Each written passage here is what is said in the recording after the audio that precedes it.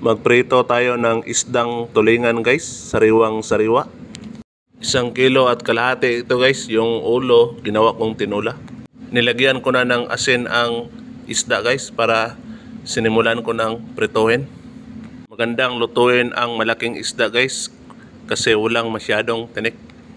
Paki-comment kung taga saang lugar kayo para malaman ko kung saan naabot ang video ko. Subscribe na rin. Salamat. Pinainit ko muna ang kawali guys bago ko lagyan ng cooking oil. Nilagyan ko na ng cooking oil ang kawali guys. Hintayin ko lang kung uminit na yung cooking oil guys bago ko lagyan ng isda. Nilagay ko na yung isdang tulingan guys. Uminit na kasi yung cooking oil guys. Kumukulo-kulo pa.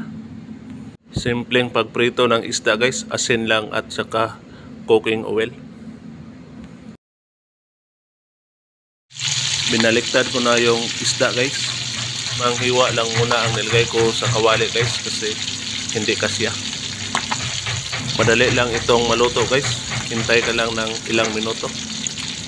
Favorite ko ito lalo na kapag may suka at kalamansi na sausawan. Ayan guys, luto na yung pritong isdang tulingan. Masarap lalo na kapag may toyo at kalamansi. Paki-like, subscribe. Salamat. Lahat ng viewers na nanonood yan, salamat. Hanggang dito lang po.